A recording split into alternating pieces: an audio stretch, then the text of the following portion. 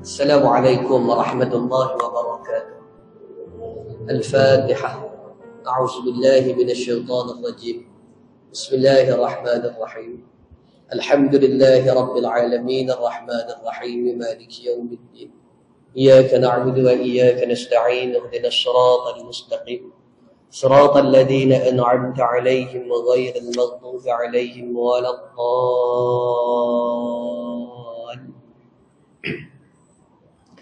الحمد لله رب العالمين وبه نستعين والصلاة والسلام على رسولنا الأمين وعلى آله وأصحابه وأتباعه وأنصاره إلى يوم الدين.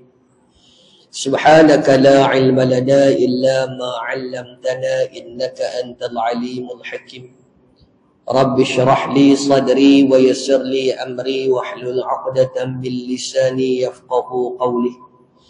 ولا حول ولا قوة إلا بالله العلي العظيم. يا معلم إبراهيم الحكمة علمنا، يا مفهم سليمان فهمنا، ففهمناها سليمان وكلا آتينا حكما وعلما، وسقرنا مع داود الجبال يسبحن والطير وكنا فاعلين. يا رب إبراهيم ويا رب سليمان ويا رب موسى وعيسى ويا رب محمد صلى الله عليه وسلم، أخرجنا من ظلمات الجهل والنسيان برحمتك يا أرحم الراحمين. اللهم آمين. أما بعد. Saya muliakan ahli-ahli jawatan kuasa qaryah, tuan-tuan pegawai masjid, muslimin, muslimat, mudah-mudahan kita semua dirahmati Allah. Alhamdulillah, kita rafa' syukur kita kehadrat Allah Subhanahu wa ta'ala. Pada malam ni kita dapat berhimpun, bertemu, berjumpa. Mudah-mudahan perhimpunan kita, perjumpaan kita pada malam ni Allah kira sebagai salah satu daripada amal kebajikan kita. InsyaAllah malam ni kita masuk pada hadis yang ke-35. An Abi Hurairah radhiyallahu anhu qala qala Rasulullah sallallahu alaihi wasallam أكثروا من ذكر هذه اللذات يعني الموت. رواه الترمذي. Daripada Abu Hurairah radhiyallahu anhu berkata, baginda Nabi sallallahu alaihi wasallam bersabda, perbanyakkan olehmu mengingati sesuatu yang memutuskan kelazatan, yakni al-mautah, iaitu kematian. Tuan-tuan yang dimuliakan Allah Subhanahu wa ta'ala, sahabat yang meriwayatkan hadis ini adalah Sayyiduna Abu Hurairah. Abu Hurairah ni sahabat Nabi. Nama sebenar Abu Hurairah adalah Abdul Rahman bin Saqar. Dia masuk Islam pada tahun yang ke-7 Hijrah. Ketika Abu Hurairah radhiyallahu anhu datang ke Madinah, Nabi SAW tak ada di Madinah. Tahun yang ke-7 berlaku satu peperangan, iaitu peperangan Khaybar. Perang yang melibatkan orang Islam dengan orang-orang Yahudi. Perang ni perang besar. Dan Nabi SAW balik daripada Khaybar dengan membawa harta rampasan yang banyak. Banyak tak banyak harta rampasan ini menjadikan para sahabat, terutamanya sahabat Muhajirin. Muhajirin ni sahabat yang hijrah daripada Mekah ke Madinah. Kebanyakan daripada sahabat Muhajirin ni susah, orang yang miskin, du'afa. Bila pergi ke Madinah dalam keadaan selai sepinggang, mereka diberi oleh orang-orang Ansar. Orang-orang Ansar berikan rumah, orang-orang Ansar berikan harta, orang-orang Ansar berikan duit upah sebagai bentuk bantuan. Tetapi setelah daripada balik daripada Khaybar, makna balik daripada peperangan Khaybar pada tahun yang ke-7, Islam dapat harta rampasan yang banyak, menjadikan para sahabat Muhajirin mengembalikan harta yang mereka ambil daripada Ansar. Mereka bagi balik. Pasal apa bagi balik? Cukup dah. Mereka dapat ghanimah harta rampasan di dalam peperangan Badar. Sebab banyak. Perang Badar dia berlaku, perang Khaybar dia berlaku pada tahun yang ke-7. Abu Hurairah mai ke Madinah, cari Nabi tak ada. Nabi ke Khaybar. Maka Abu Hurairah dia pergi ke Khaybar. Bila pergi ke Khaybar, dia masuk Islam dan dia menyertai Nabi SAW di dalam peperangan Khaybar. Nama sebelum daripada Islam Abdul Syams. Abdul Syams. Abdul makna dia hamba, Asyams makna dia matahari. Hamba matahari. Bila dia masuk sahaja Islam, Nabi ubah nama dia daripada Abdul Syams kepada Abdul Rahman. Adapun dia diberi gelaran Abu Hurairah disebabkan dia kasih, dia sayang, dia suka kepada anak kucing. Anak kucing diletakkan di dalam lengan baju ni. Kasih dia tak dalam lengan baju. Kita kalau buah anak kucing, buah dalam plastik, buah dalam beg berah, pintu di merkit. Hantar Mahat Tahfiz dia dah. Dan kucing banyak ekor rumah. Di mana habis? Dia kata hantar duduk asrama. Asrama tahu mana? Kat bilik tu. Jadi tuan-tuan, Abu Hurairah ni dia kasih. Bila dia kasih ke anak kucing tu, maka dengan sebab itulah Nabi melaqabkan dia. Nabi beri gelaran kepada dia bapa kepada anak kucing. Hurrah ni makna dia anak kucing. Jadi panggil kepada Abu Hurairah dengan panggilan bapa anak kucing. Abu Hurairah kata, aku sangat suka dengan panggilan ni. Sebab lapak gelaran ini diberikan oleh Nabi SAW. Abu Hurairah banyak meriwayatkan hadis Nabi. Walaupun dia masuk Islam tahun yang ke-7, Nabi wafat tahun yang ke-11. Makna dia masuk Islam ni tuan-tuan, dengan wafatnya Nabi itu masa disingkat sangat. Hanya 3 tahun lebih sahaja. Tetapi dia di antara 7 orang sahabat yang banyak meriwayatkan hadis daripada Nabi SAW disebabkan dia cinta kepada ilmu pengetahuan. Suka kepada mengaji ni yang kata Abu Hurairah. Suka tak suka Abu Hurairah ni tuan-tuan mengaji, sampai dengan kawak pun dia mengaji. Dia mengaji ni tuan-tuan, suka tak suka Abu Hurairah, sampai dengan kawak pun dia mengaji. Lalu mana cerita dengan kawak? Abu Hurairah disuruh oleh Nabi jaga harta zakat Ramadan. Dia jaga harta zakat Ramadan. Malam dia jaga, kawak mai. Bila kawak ni tuan-tuan nak mai curi harta zakat Ramadan, Abu Hurairah ni tangkap kawak. Tuan-tuan kenal kawak? Kawak ni pencuri, bahasa Kedah dia panggil kawak. Jadi tuan-tuan tanya pula, kawak tu macam mana? Kawak tu macam orang. Kawak ni nak curi harta zakat Ramadan, Abu Hurairah tangkap kawak. Bila Abu Hurairah tangkap kawak ni, Abu Hurairah kata kat kawak, aku nak bawa hang jumpa Nabi. Kawak ni tuan-tuan rayu kat Abu Hurairah. Inni muhtajun wa alayya ayalun wa lihajatin syadidah. Oh, aku ni susah, anak ramai. Aku sangat memerlukan. Abu Hurairah kata, tak apa, aku rasa kesiangan. Aku lepas. Tapi hang jangan mai dah. Hang jangan mai dah. Pesan kat kawak. Kawak tu pun janji, dia kata esok aku tak mai dah. Esok Nabi mai, Abu Hurairah cerita kat Nabi. Nabi kata kat Abu Hurairah, beringat malam ni kawakmu mai pula. Malam yang kedua, bila Nabi kata kawakmu nak mai, Abu Hurairah bersedia dan tangkap kawak pada malam yang kedua. Abu Hurairah kata kat kawak tu, la arfa'annaka ila Nabi, aku nak bawa hang jumpa Nabi. Kawak tu rayu Nabi kat Abu Hurairah. Da'i, tunggu sah. Inni muhtajun wa ilayya iyalun wa lihajatin syadidah. Oh, ya aku ni susah sangat. Sehingga Abu Hurairah berasa kesian. Bila Abu Hurairah berasa kesian, Abu Hurairah kata, tak apa, aku lepas. Tapi hang jangan mai dah. Kawak ni pun kata, tak apa, aku tak mai dah. Faqalaitu sabiluh, aku lepas. Esok jumpa Nabi, Nabi tanya Abu Hurairah, semalam macam dah cerita. Abu Hurairah kata, memang dia mai. Hang tangkap. Awak nak ramai kat aku, berasa kesian kat dia. Dia rayu kepada aku sehingga aku berasa kesian. Maka aku lepaskan dia. Dan dia berjanji dengan aku, dia tak mai dah. Nabi kata, tak, malam ni dia mai pula. Malam yang ketiga dia mai lagi. Bila malam yang ketiga dia mai lagi, Abu Hurairah tangkap dia pada malam yang ketiga. Kali dia Abu Hurairah kata, angkat saduk rayu, tobat aku bawa jumpa Nabi. Angkat saduk rayu kat aku sebab malam mula angkat tak mai hambai. Malam kedua angkat tak mai hambai. Malam ketiga hanya rayu, aku tak percaya dah. Aku nak bawa jumpa Nabi. Malam yang ketiga di kawak tu kata ke Abu Hurairah, "A'u'allimuka kalimatan yanfa'uka Allahu biha." Kamu mau tak kalau aku ajak hang satu kalimat, Allah beri manfaat yang besar kan? Makna Abu Hurairah mengaji dengan kawannya. Mau tak kalau aku ajak hang satu kalimat yang Allah beri manfaat kan? Abu Hurairah tanya kawan tu, "Wa ma hunna?" Apa dia? Lalu kawan ni tuan-tuan baca ayatul kursi.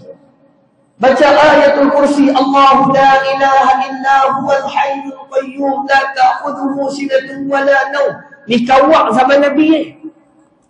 Baca ayat kursi. Kawan zaman kita bukan kata kawan, orang zaman kita tak tentu dia ayat kursi, tapi kita kata Allah lah. Ayat kursi. Baca habis ayat kursi, kawan ni kata ke Abu Hurairah, kalau hang pergi tempat tidur, hang baca ayat kursi, Allah pelihara hang daripada syaitan sehinggalah waktu subuh. Bila kawan tu kata ada betul, Abu Hurairah melepas kawan. Esok jumpa Nabi, Nabi tanya Abu Hurairah, macam mana cerita semalam? Dia mai tak? Abu Hurairah kata mai. Tangkap. Dan dia rayu ke aku pun tak layak ni. Aku kata kat dia aku nak bawa jumpa sehingga akhirnya dia janji dengan aku nak bagi kepada aku satu kalimat. Kalimat yang mendatangkan manfaat yang besar. Nabi tanya Abu Hurairah, kawak tu ajak apa? Lalu Abu Hurairah kata, kawak tu ajak baca ayat kursi. Ayat kursi ni baca ketika nak tidur. Allah pelihara daripada syaitan sehinggalah waktu subuh. Nabi kata kat Abu Hurairah, annahu sadaquka wa huwa kazubun. Benda hak dia cerita kat hang betul walaupun dia seorang pemohon. Dia pemohon tapi hak ni betul.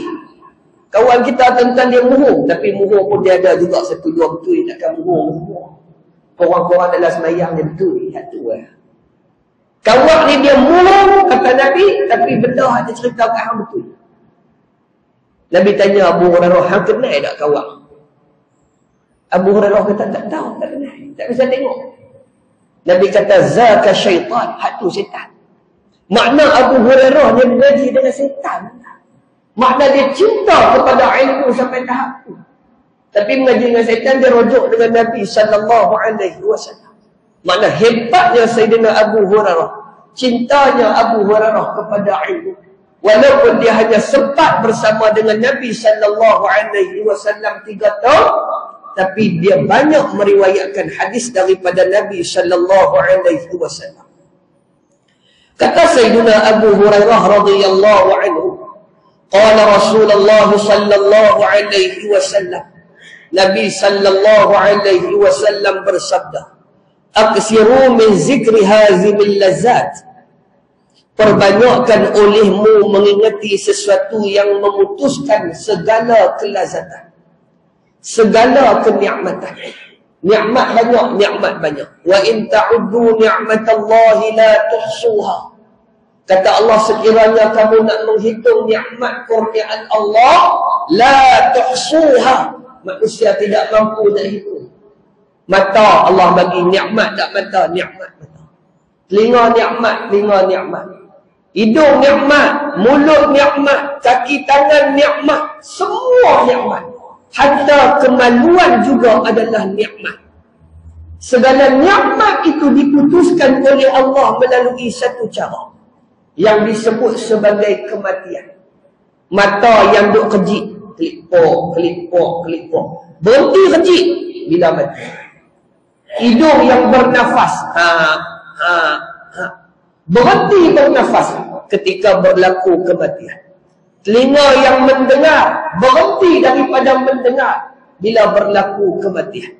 Begitu juga setiap daripada anggota yang merupakan nikmat kurniaan Allah, semuanya berhenti apabila berlakunya kematian pada diri seorang manusia. Sebab tu nikmat Allah ni banyak dah. Dengan mata saja kita tak mampu nak kira lah. Sebab tu Tuhan kata, wa in ta'uddu ni'matallah, kalau nak kira, ta'uddu, nak kira nikmat Allah la tuhsuha, tak boleh nak kira. Mata ni mata. Kelipok. Daripada pukul 6 pagi tadi sampai kelar mata duk kelipok. Berhenti tak? Kereta pun berhenti tuan-tuan. Trafik naik merah berhenti juga. Anggota berhenti juga. Tapi mata tak ada berhenti. Kecuali lena. Duk kelipok. Jantung tak pernah berhenti. Jantung berhenti kita jalan. Tuan-tuan. Dia tak pernah berhenti duk pump. Sebab tu Syekh Muhammad Alawi dia sebut tuan-tuan. Satu zikir.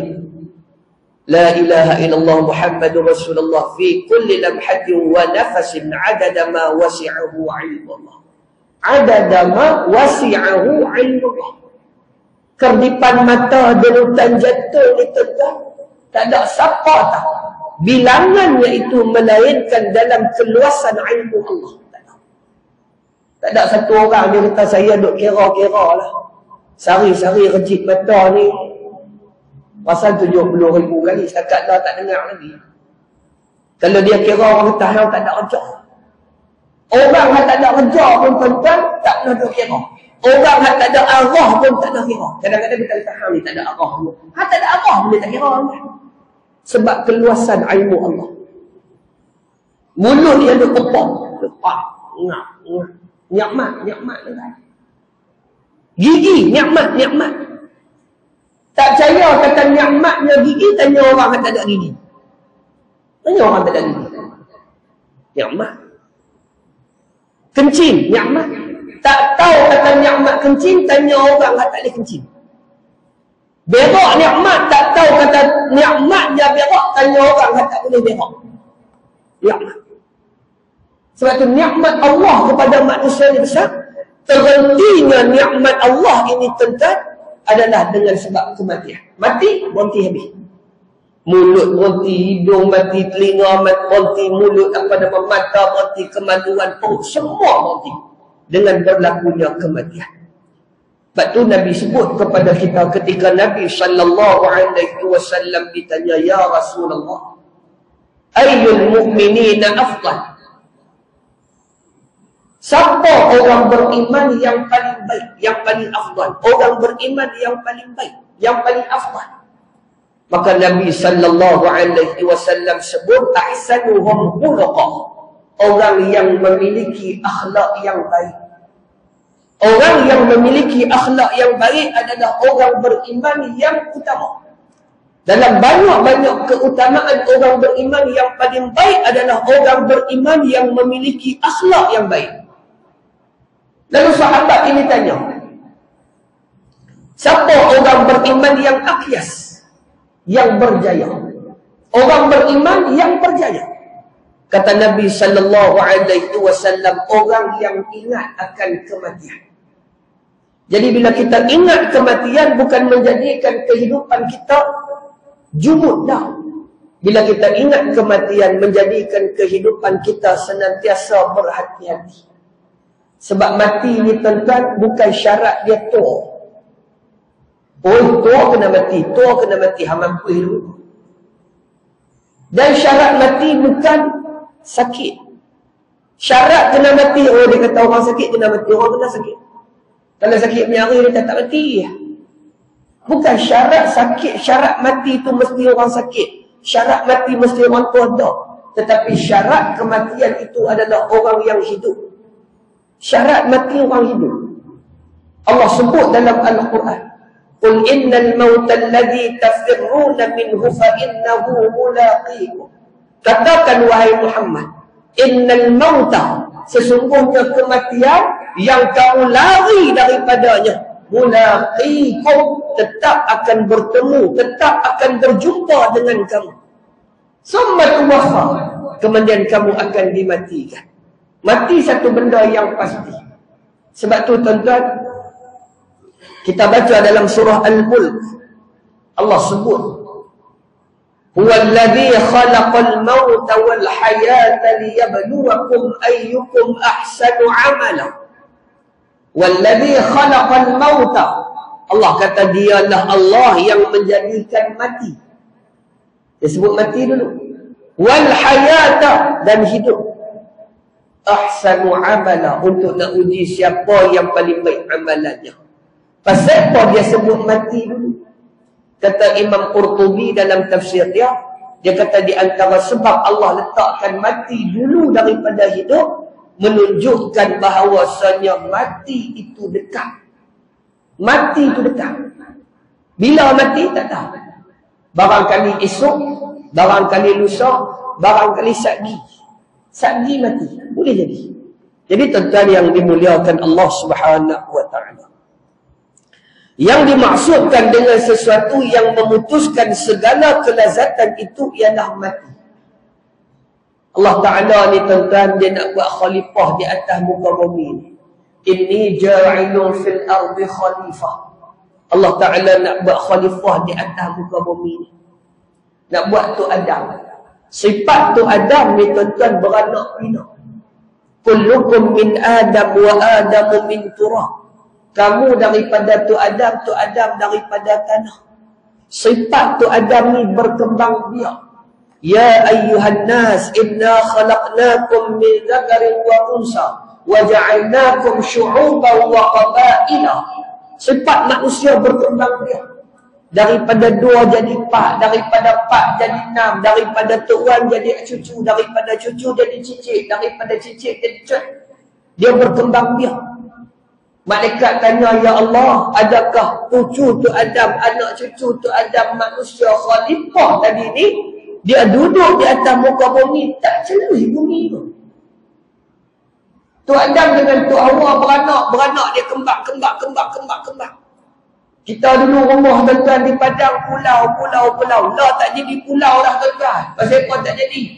Beranak anak ada 7 tadi buat rumah, semua kembang, tak jadi pulau lah. Jadi benua. Dia kembang. Daripada cucu 7, daripada anak 7, tuan-tuan dia beranak pula cucu jadi 40. Dia bangsa berkembang. Tu pun sambil-sambil ya. Kalau tak ulun semua tuan-tuan lebih lagi. Dia berkembang. Tu sifat manusia. Malaikat tanya, ya Allah, celui nak bumi ni untuk menempatkan manusia. Allah Ta'ala kata, inni ja'ilul mauta, aku jadikan mati. Bila mati ni tuan-tuan, manusia silih berganti. Tok Wan mati, beranak cucu. Tok Nek mati, beranak cicit. Silih berganti. Untuk memenuhkan kehidupan dunia ni. Sebab tu nisbah kelahiran itu disebut oleh Nabi SAW di akhir zaman. Dan Nabi kata, aku berbangga, aku memiliki umat yang ramai. Sebab sifat manusia itu berkembang biak. Kalau beranak pinak tanpa berlaku kematian, padan. Saka pun tak ada. Sebab tu bila kita mati ni tuan-tuan, berbeza antara seruan manusia dengan seruan malaikat. Idza matal mayyit, bila mati seorang mayat, yaqulul malaikah, berkata malaikat, ma qaddam, apa yang diamalkan, apa amalan dia. Bila kita mati, malaikat ni dia akan bercakap, ma qaddam, apa yang dia buat. Kita buat apa? Kita mati ni tuan-tuan, kita bawa apa? Itu di antara benda yang akan diucapkan oleh malaikat ketika seorang mayat itu mati. Wa yaqulun nas, manusia pula akan kata, ma khalaf, apa yang ditinggalkannya. Bila kita mati, tuan-tuan orang tanya, dia kata dia tinggal pedang berapa? Rumah berapa? Anak berapa? Itu persoalan yang berkata, yang bercakap sekitar hari kematian. Kita pergi ziarah orang mati, tuan-tuan. Benda apa kita cakap? Satu topik perbincangan kita, dia kata anak dia berapa orang? Anak berapa orang? Dia ni kata bendang banyak, 10 Itu topik perbincangan manusia. Sebab tu ulama kata perbincangan antara manusia dengan malaikat berbeza bila mati seorang mayat. Mati seorang mayat, malaikat akan berkata ma qaddam, apa dia buat. Manusia akan kata ma khalaf, apa yang ditinggalkannya. Anak dah 10, anak ramai tu. Sembang pada hari kematiannya. Tuan-tuan yang dimuliakan Allah Subhanahu wa ta'ala, mati adalah suatu hakikat atau kenyataan yang dipersaksikan oleh setiap manusia yang hidup di permukaan bumi. Mati benda yang kita saksi. Sebab tu Nabi kata kafa bil mauti wa'izah. Memadai mati itu sebagai satu pengajaran. Tentang bila Tabi tengok saya kalau kawan-kawan mati ke, saya rasa takut ke ada 3-4 hari. Takut juga. Waktu kita mandi dia tuan-tuan, saya kadang nak mandi mayat. Mandi ni dia fikir. Lepas mandi kita mandi dia, kita kapan dia. Kapan ni tuan-tuan, kalau kapan dengan cara hidup, hangat nak mampus tuan-tuan. 3 lapis kain ni hangat. Kalau tuan-tuan buatlah proses jenazah ke apa ke, tuan-tuan cari mayat, tuan-tuan terang-terangnya dia. Hak kena kapan. Hang duduk dalam kain jadi hangat. Hangat nak mampus tuan-tuan. Tu kita hanya buat sekitar khusus lebih kurang 2 jam kita kata. Ni dia nak duduk dengan kain kapan. Dia duduk di situ. Habis orang buat main masjid tuan-tuan. Lepas buat main masjid, orang pergi kubur, dia kubur pula orang iring dia. Dah iring sendai pula. Sendai rapat. Kalau buah lah kata dia sendai. Kalau dia buat lahat tuan-tuan, dia buat betul-betul body dia ya. Pak, buah papan sekeping. Dia nak duduk macam tu sampai bila? Dia nak duduk macam tu tuan-tuan sampai kiamat. Dia nak duduk macam tu. Kita main mengaji bukan duduk lagu tu tuan-tuan. Kita duduk sila saja, kita sila tangguh. Baru 45 minit. Ni dia nak duduk lagu tu. Lepas tu waktu kapan tu tuan-tuan, kawan hak pegang kepala, pegang kaki, dia kata tarik kain bagi cekang. Dia pusing bagi cekang. Ni hakikat kematian yang kita saksikan. Cuba kita bayang tengok hari tu gila kita.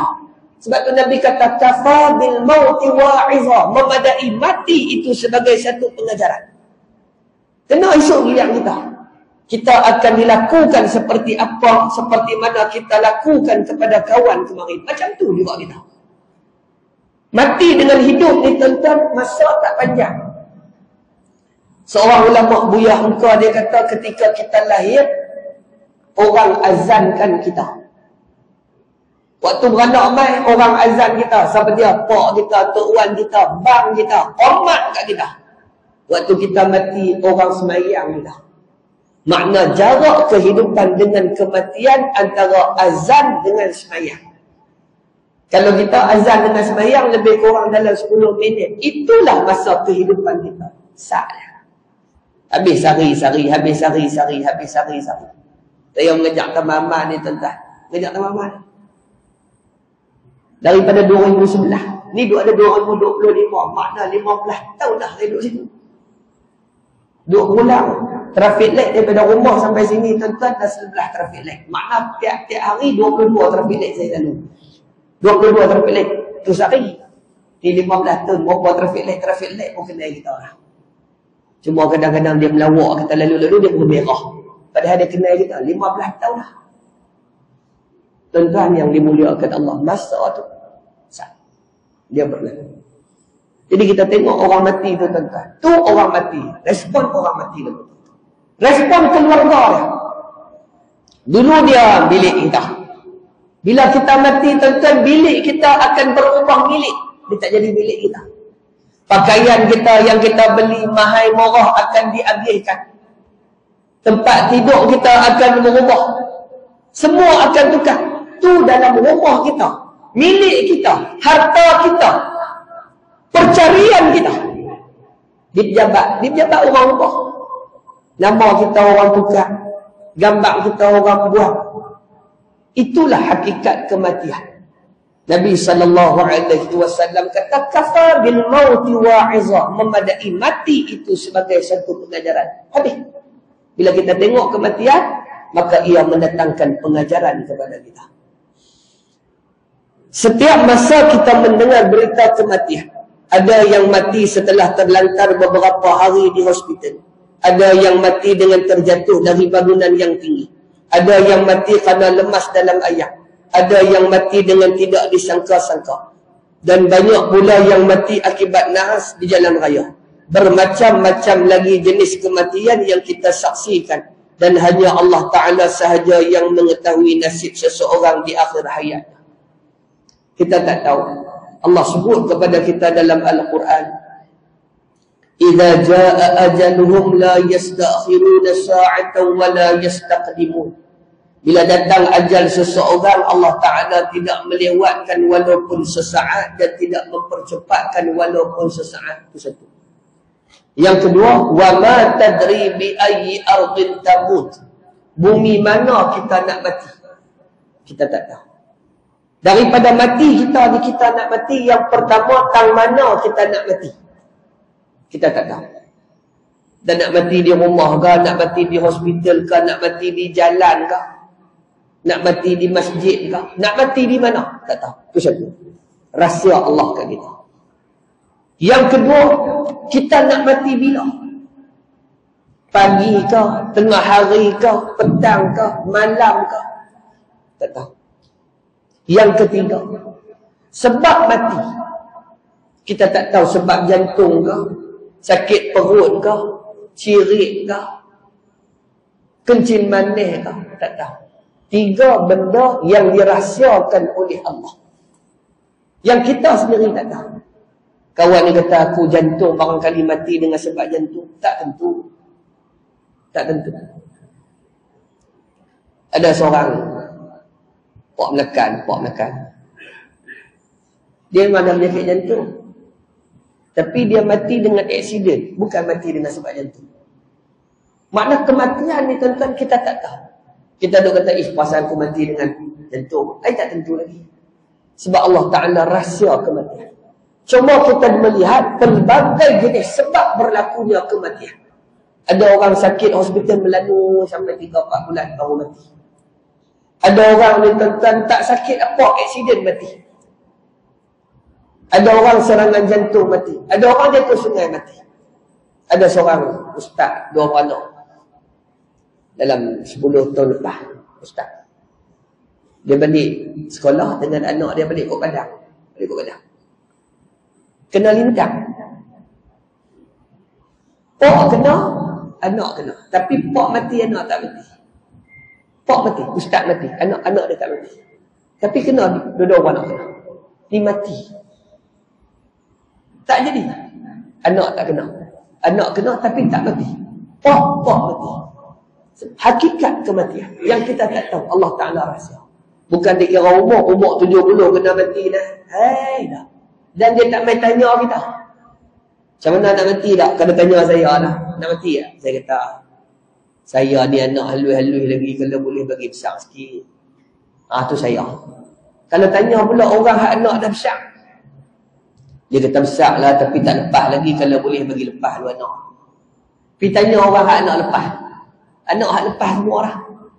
Kalau boleh mati tu anak-anak semua lepas dah. Korang-korang dia kata nak tengok cucu sama orang. Pakai tak mampu sampai bila-bila tu kan. Kalau dia main tanya, Nabi Yaqub alaihissalam, dia minta kat malaikat maut sebelum mai nak cabut nyawa ni, hang tolong mai habaq kat aku, kata aku nak mati. Malaikat maut ni Nabi Yaqub ni, hang hantar wakil mai habaq kat aku, kata aku nak mati. Malaikat maut setuju. Okey. Satu hari malaikat maut mai rumah Nabi Yaqub. Nabi Yaqub tanya malaikat maut, mai apa? Mai nak ziarah aku kan nak cabut nyawa. Lalu kata malaikat maut nak cabut nyawa. Nabi Yaqub kata bukan kita berjanji ke itu? Hang nak mai hantar wakil ke aku dulu, habaq kata hang nak cabut nyawa. Kata Nabi malaikat maut, aku hantarlah. Aku hantar 3 wakil kan. 3 wakil aku hantarlah. Apa dia wakil malaikat maut? Yang pertama, rambut hitam berubah putih. Abghaytu sya'ruka ba'da sawadi. Rambut putih setelah daripada hitam. Dulu masa kerja rambut hitam. Pergi sekolah, pergi pada mobil pejabat tuan sikat rambut belah tepi tu. Hak tak ada rambut pun sikat tu. Hak tak ada rambut. Kawan tu tuan-tuan saya pergi market, jahat kat kita pun. Dia buang-buang topi keledar tuan-tuan. Rambut tak ada. Ada 3 orang kot. Tapi cewek keluar sikat. Sikat rambut. Ikut sunnah betul. Dia tetap sikat. Rambut dah 3 orang. Buka-buka topi keledar awak keluar sikat. Sikat je ni rasa selit tangan. Sikat rambut. Mereka boleh. Rambut putih setelah daripada hitam. Dulu putih lah hitam. Dulu hitam lah putih. Hak ni wakil malaikat maut. Yang dulu, yang kedua. Da'fuka ba'da quwwatik. Lemah setelah daripada kuat. Dulu kuat, riang jenuh. Sembang dulu ni tuan-tuan, bendang 3 relung ni dia boleh angkatlah padi tu. Dia kata aku dulu-dulu dia. Cerita dulu kita kata. Lah, dia kata lah dia kata tapi tak tu pun penat dah. Hak ni utusan malaikat maut. Dan yang ketiga, pinggang betul jadi bengkok. Dulu betul lah bengkok. 3. Lalu kata malaikat maut kepada Nabi Yaqub, hada risalati ya Yaqub qabla mautik. Hak ni adalah utusan aku, hai Yaqub, kepada anak-anak Adam sebelum daripada mati. Jadi tuan-tuan yang dimuliakan Allah. Jadi kalau ingat kepada kematian, sikit pun tak merugikan kita. Bahkan memantapkan lagi keimanan kita dan menjadikan kita berhati-hati. Kita tak tahu bila nyawa kita akan dicabut oleh malakul maut, di tempat manakah badan kita terbujur sejuk kedinginan dan sudah tidak bergerak lagi. Ketika itu roh akan naik ke langit. Dan kita pun belum tahu apakah roh itu akan diterima untuk berhimpun dengan arwah para anbiya, syuhada, atau ditolak lalu dicampakkan ke dalam api neraka. Tuan-tuan yang dimuliakan Allah, bila roh itu Allah Ta'ala cabut, roh ni dia akan keluar melalui kepala. Tapi mula-mula sejuk kaki. Macam kita tuang ayak ni botol ni. Hak ni dia panggil kepala. Hak ni dia panggil kaki. Kalau ke mana? Kepala dia panggil apa ni? Kaki botol. Tak, kaki hak ni. Kepala botol. Bila kita tuang ayak ni, yang mula korang kaki. Kaki botol tak ada ayak ni tuan. Kok. Dia keluar. Macam tu roh manusia. Allah Ta'ala tarik ni, benda yang mula-mula ditarik kaki. Roh dia akan keluar melalui kepala. Sebab tu bila roh keluar di tuan-tuan, mata orang dia akan naik badan. Kita ni tuan-tuan, nak tutup mata mayat, dia ajak kita baca Bismillah wa ala millati Rasulillah. Nak pejam mata mayat, nak tutup mata mayat, kita baca Bismillah wa ala millati Rasulillah. Koklah mak ayah kita ke, adik abang kita mati. Semua mati ni tuan-tuan, dia akan naik mata. Kecuali orang yang ditidurkan memang mata pejam. Mati, mata kita akan naik. Pasal apa mata itu akan naik? Nabi kata mengikuti perjalanan roh. Dia akan ikut roh. Kita tutup mata, kita kata Bismillah wa ala millati Rasulillah. Angkat jenazah ni, angkat jenazah. Kita baca Bismillah wa ala millati Rasulillah. Dengan nama Allah atas millah Rasulullah sallallahu alaihi wasallam. Roh kita keluar. Naik mana? Naik ke langit. Naik ke langit ni roh tadi Tuhan terima, tak tentu lagi. Sebab tu dalam hadis Nabi kata, nafsul mu'min mu'allaqatun bidainih. Roh orang yang beriman mu'allaqatun, tersangkut, tergantung, bidainihi, dengan hutangnya. Makna kalau roh tadi ada hutang piutang, maka hutang piutang tadi ni tuan-tuan, dia tidak menjadikan roh itu naik. Tergantung sebab hutang. Sebab tu hutang satu benda yang sangat besar. Jangan kita ambil mudah. Dalam Quran ni tuan-tuan cerita bab hutang satu ayat tapi semuka. Cerita bab hutang ni satu ayat ya, tapi semuka Allah Ta'ala cerita bab hutang. Dan roh orang yang beriman tergantung dengan sebab hutang. Nabi SAW ketika datang satu jenazah. Bila mai jenazah ni tuan-tuan, soalan pertama Nabi tanya kat sahabat, dia ada hutang ke tak? Sahabat kata tak ada. Nabi sembahyang jenazah. Wa utiya bi janazatil ukhra, datang jenazah lain pula. Nabi tanya benda yang sama. Hal indahu dain, adakah dia memiliki hutang? Sahabat kata na'am, ya. Ada tak orang yang sanggup nak bayar hutang dia? Ada penjamin tak? Sahabat kata ada. Nabi sembahyang atas jenazah. Mai pula jenazah lain pula. Nabi tanya soalan yang sama, dia ada hutang dah. Sahabat kata ada. Ada tak jaminan? Tak ada jaminan. Nabi kata, sallu ala sahibukum. Sembahyanglah ke atas jenazah sahabat kamu. Nabi tak sembahyang. Wa'allaqatun lidaini. Jadi tuan-tuan, dalam bab hutang ni kena selesai elok-elok. Kena selesai elok-elok dengan hutang. Dan kalau seandainya ayah mak kita ada hutang, kita sebagai anak mainkan peranan. Kena bercakaplah sepatah dua. Pokok ada orang hutang dengan mak ayah kita, ataupun kita, ayah mak kita hutang dengan orang. Tugasan kita untuk menunaikan hak mereka.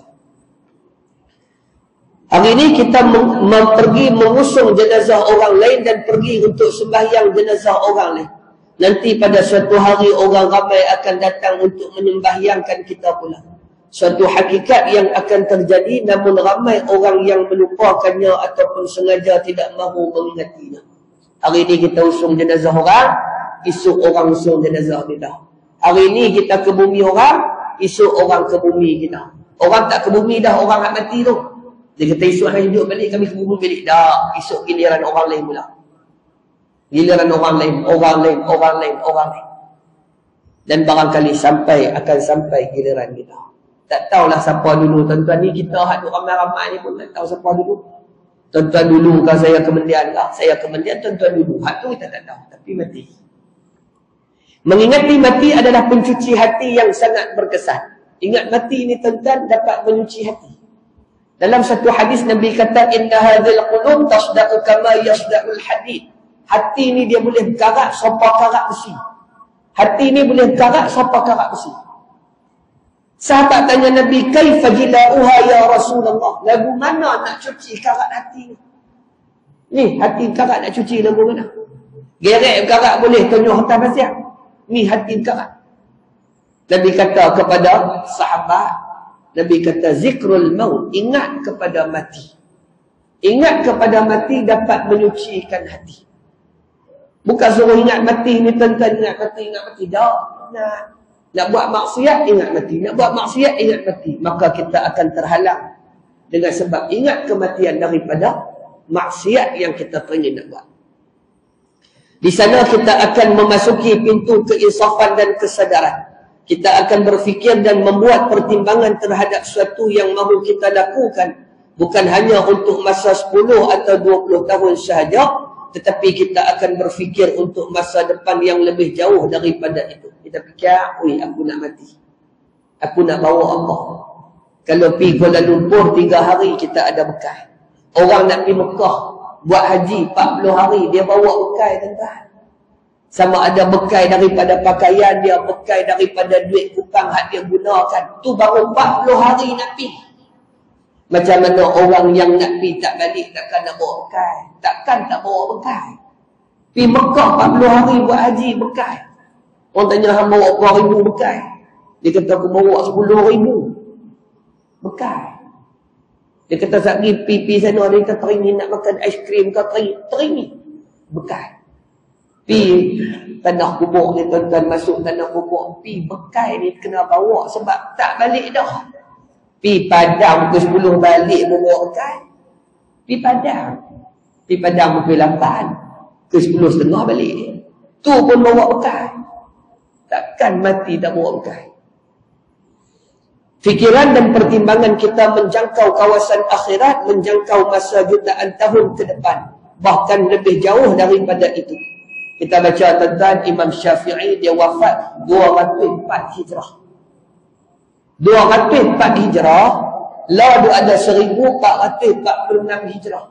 Makna Imam Syafi'i wafat 1242 tahun dah. Makna dia mati 1200 tahun dah. Sedangkan dia hanya hidup 54 tahun. Kita makna masa akhirat, masa mati itu lebih panjang daripada masa hidup. Hidup hanya 50 tahun, hidup hanya 60 tahun. A'maru ummati ma baina 60 ila 70. Kebiasaan umur umatku 60 hingga 70 tahun. Jadi tuan-tuan yang dimuliakan Allah, Kita berfikir untuk menyusun masa depan kita di alam kubur, di padang mahsyar, ketika dihisab dan ketika dihadapkan kepada mahkamah Allah Rabbul Jalil. Maka perlulah dibuat rancangan yang teratur untuk kita dapat selamat daripada api neraka dan mendapat keberuntungan dengan memasuki syurga yang penuh dengan segala kenikmatan dan kelazatan. Wallahu a'lam. InsyaAllah kita jumpa pula pada pertemuan kita di bulan depan. InsyaAllah tuan-tuan, lepas daripada sembahyang Isya kita akan buat tahlil ringkas insyaAllah. Wallahu a'lam. Bismillahirrahmanirrahim. Alhamdulillahirabbil alamin. Salatu wassalamu ala asyrafil anbiya'i wal mursalin wa ala alihi wa sahbihi ajma'in. Allahumma anfa'na bima 'allamtana wa 'allimna ma yanfa'una wa zidna 'ilma. Allahumma arina al-haqqa haqqan warzuqna ittiba'ahu wa arina al-batilan batilan warzuqna ijtinabah. Allahumma innaka 'afuwun karimun tuhibbul 'afwa fa'fu 'anna wa 'an walidina wa 'an jami'il muslimina wal muslimati bi rahmatika ya arhamar rahimin. Sallallahu ala sayyidina Muhammadin wa ala alihi wa sahbihi ajma'in. Walhamdulillahi rabbil alamin. Assalamualaikum warahmatullahi wabarakatuh.